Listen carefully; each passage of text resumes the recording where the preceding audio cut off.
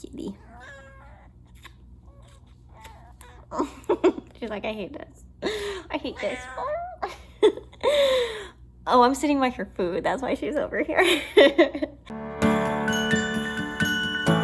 guys.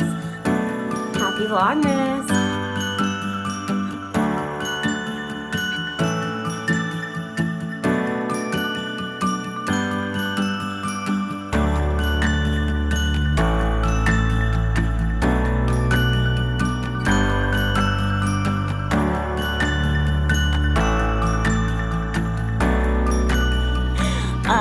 So it's just occurred to me that what people are always telling you about your social media and how your potential interviewers or like companies that would hire you are looking at your social media and anything you post in your past from decades ago that you should be wary of and take down. And me as an interviewer, it's the exact opposite.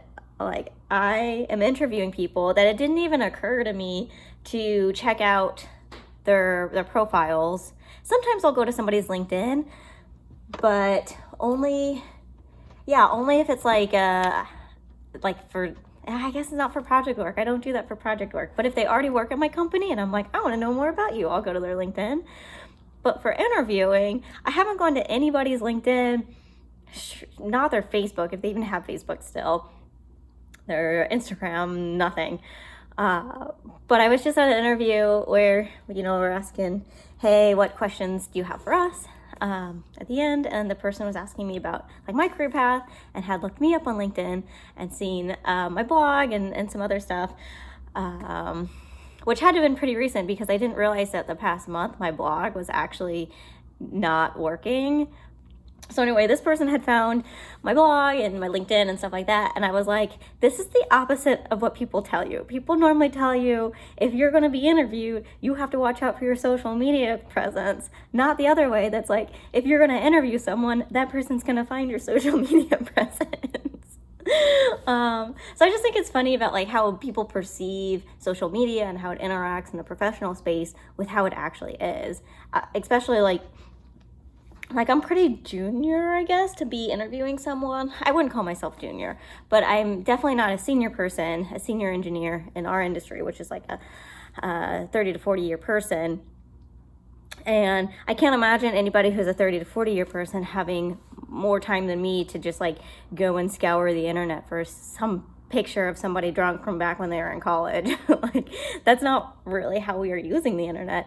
And so it's I guess ironic that that's the conversation and the messaging that we give people as advice. As professionals in the industry, we are advising people to take down their social media presence, and when really it's, in my experience, it hasn't. Like, people aren't even interested in that. They don't want to wade through my thousands of Instagram pictures to find one that I might have like a red Solo cup in my hand. Yeah, I don't know if there's definitely not one with me in a red Solo cup. They're more like really nerdy engineering pictures on my Instagram.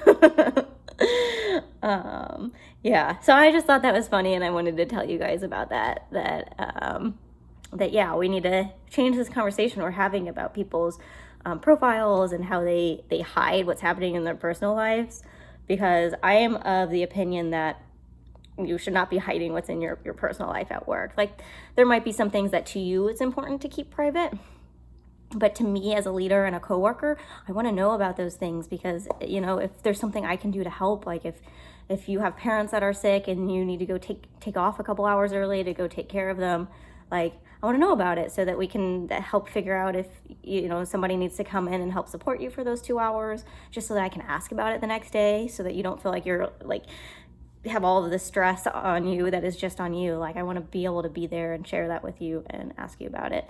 And so I know there's like two camps of people there's really only like the one camp of people of like the keep your personal life personal. And I'm not supportive of that at all. I'm like, no, just tell me everything that's happening in your personal life. I want to know about it. It's not going to make me like think differently of you as a human because you like went and got a tattoo or something.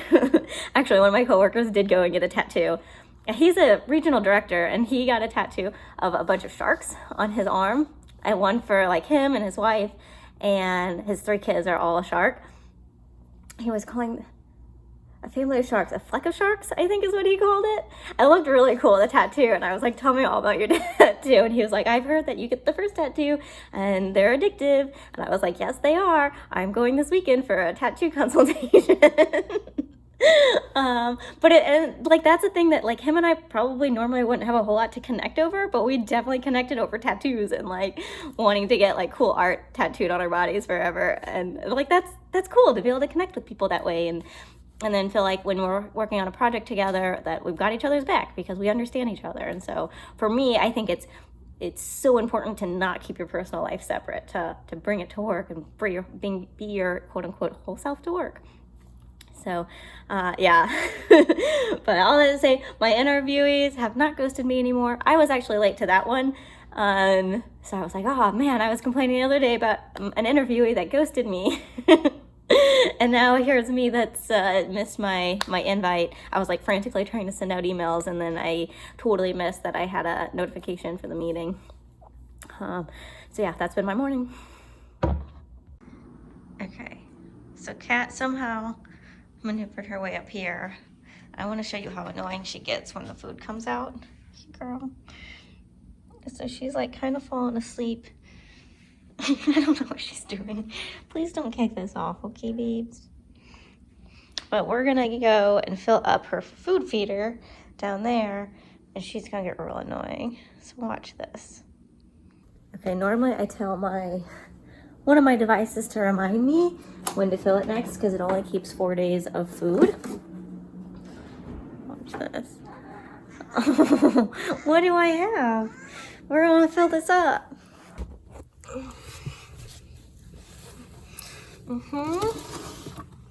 You look in your chops?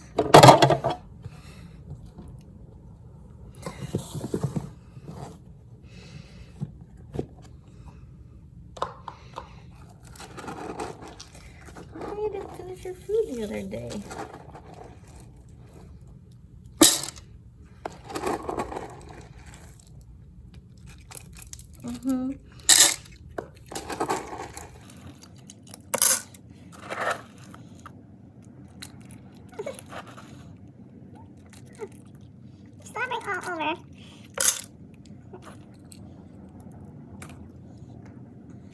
Generally would use for this kind of target. And these results are when we look at our results, so obviously we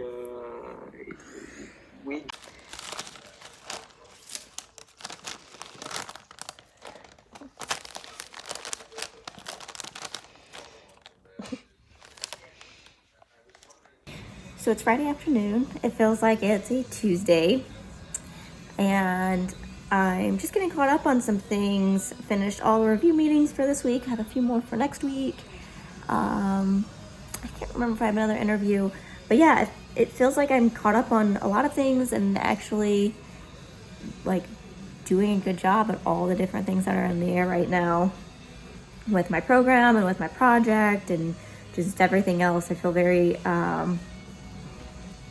much like I'm not dropping the ball on anything. I think it's because I've been responding to people's emails. Like when they email me, instead of just holding off until I get to it, I'll email back and, say thanks or doing a great job or, whatever it is, even if it's just like a short little email. And yeah, so it feels like I'm following up on people and they're able to reach out when they need stuff and I'm able to connect them. And so it's not so much me doing actual like individual work, but everything seems to be going really well. Contractor has some issues on one of my sites, but yeah, we've just been facilitating that and helping them get their plan together and what they're gonna do to fix the problems. So I was on a call earlier today, and somebody on the contractor's team, so he's a contractor, and he kind of set up this call, and it was with an individual in France. And so because of and mostly my super busy schedule, we couldn't do it at 8 a.m. my time, that I asked them to do it at 11:30, which is 6:30 p.m. in France.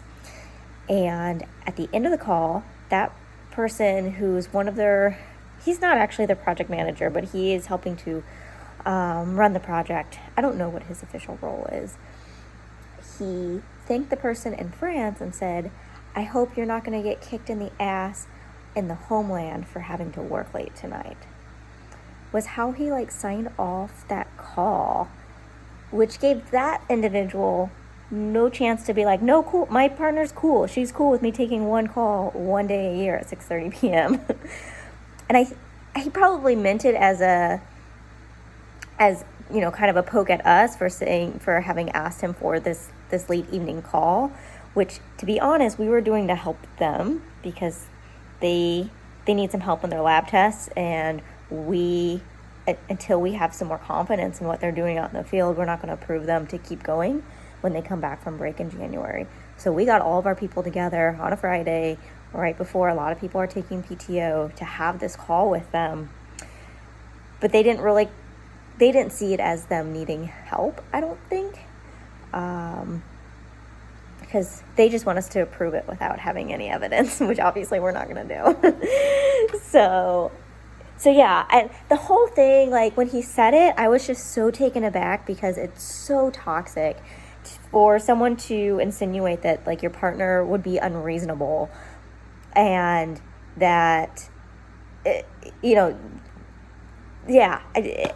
see it as a very like sexist, toxic behavior to say like, oh yeah, your partner is not going to be cool and you're going to get in trouble for having an extenuating circumstance where you have to work late, which really is not that late. I know they work a whole lot less hours in France than they do here, but they're contractors and they have rigs going around the clock. They're running things 24/7, and that somebody has to take a 6:30 p.m. call during COVID when nobody's really doing anything anyway. I thought it was so unprofessional, and it's just inappropriate to. It's the sort of thing that happens in sites where people aren't trying to be professional and like careful. The sites that tend to be all men and they're all just used to being in construction, and they don't think that they just don't think about things before they say it. It's very locker room talky. And for like all of us being on the call, and the client was on the call, and there were a lot of women on the call, and to like have this bro speak, like, so hope you don't get kicked in the ass by your wife. I think it really reflected poorly on him, and it's so cringy. So that's like, unfortunately, some of the things we just have to deal with in construction that we shouldn't have to deal with. People should not be jerks.